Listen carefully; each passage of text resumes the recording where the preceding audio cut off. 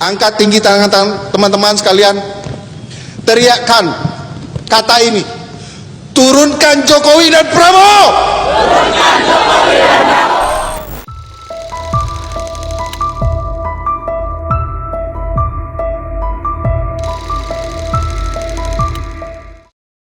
Hari ini perpolitikan di Indonesia diwarnai banyak sekali drama.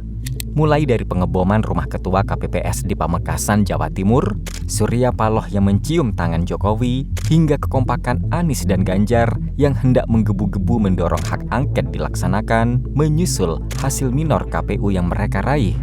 Di tempat berbeda, seperti di jalanan, segerombolan mahasiswa berdemo melakukan aksi protes terkait pemilu curang dan meminta Jokowi untuk segera turun dari jabatannya. Ini sangat tidak masuk akal. Jika ditarik dan dihubungkan satu persatu fenomena ini, situasi ini sudah diagendakan dan disusun sedemikian rupa. Menariknya, sampai saat ini ada satu sosok penting yang tidak bergeming, yaitu Prabowo Subianto. Lalu, mengapa Prabowo diam? Berikut ini reaksi di balik sikap misterius Prabowo terhadap hak angket yang akan berakhir percuma. Namun sebelum lanjut, klik subscribe-nya sekarang juga. Angket ke pemilu ke DPR, gimana respon Pak Presiden? Ya itu hak demokrasi, nggak apa-apa.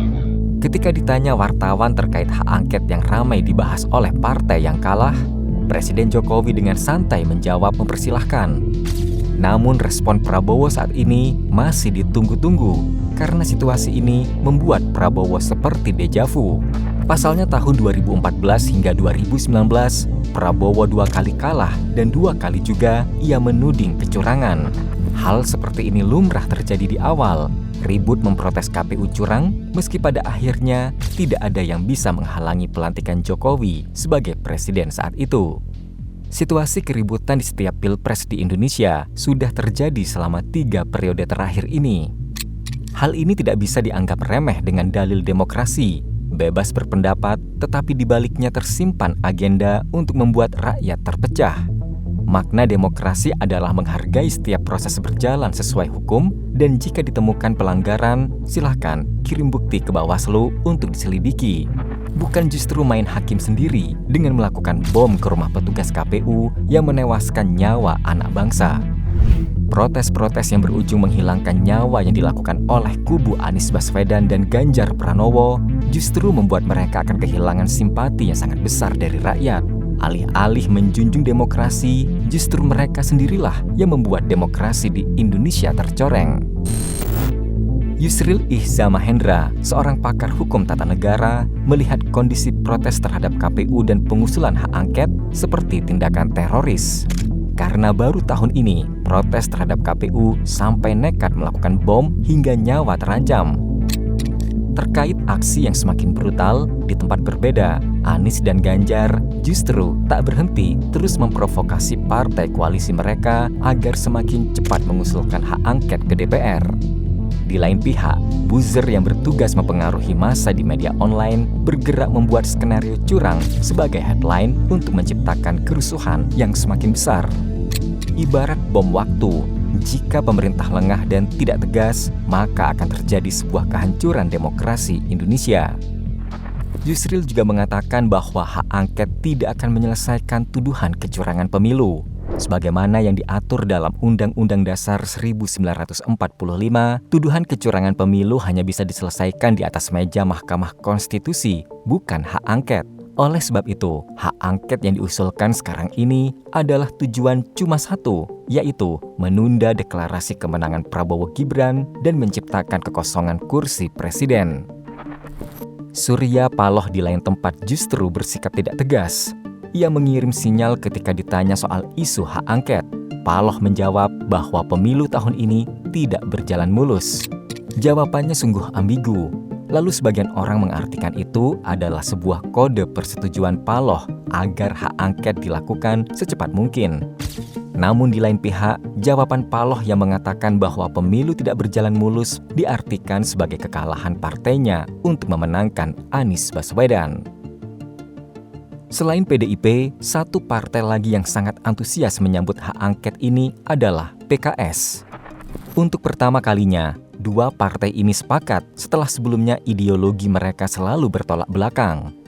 Namun yang disayangkan, kesepakatan PDIP dan PKS justru dalam agenda menghancurkan Indonesia.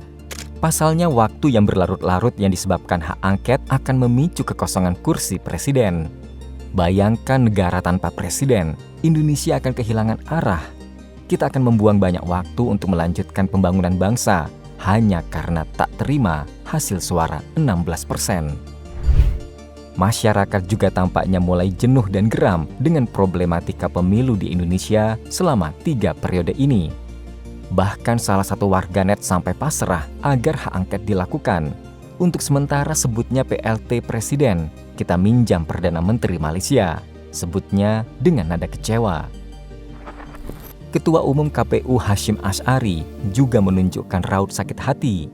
Sejak awal KPU yang jadi sasaran, misalnya pada saat MK meloloskan Gibran sebagai cawapres, tetapi KPU yang tidak tahu menau dan tidak ada sangkut pautnya terkait keputusan MK justru yang disalahkan. Mengenai hak angket ini, Hasyim Asy'ari percaya bahwa Indonesia ternyata belum dewasa dalam berdemokrasi.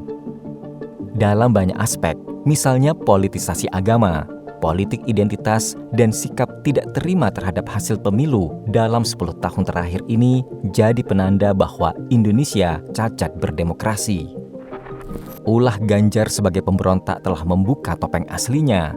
Wataknya adalah sosok yang haus kekuasaan, haus pengakuan, dan menyimpan ideologi radikal yang mirip FPI ketika tujuan mereka tidak tercapai.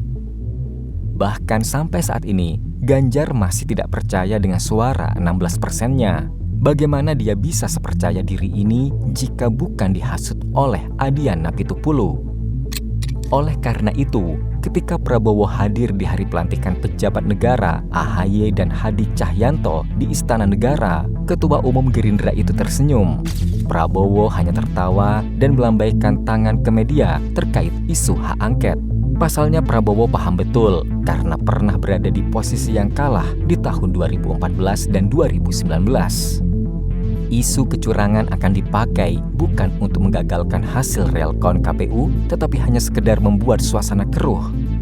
Intinya pengawalan terhadap suara harus terus dilakukan, karena meski tujuan 01 dan 03 hanya sekedar heboh-hebohan saja, namun jika silap dan tidak mengawal surat suara ini yang jadi bumerang. Seperti yang dikatakan Budiman Sujatmiko, Ganjar dan orang-orang di belakangnya akan capek sendiri kalau anggapan mereka tidak direspon. Kira-kira bagaimana menurut kalian terkait isu hak angket ini? Tulis di kolom komentar and see you next video. Bye-bye.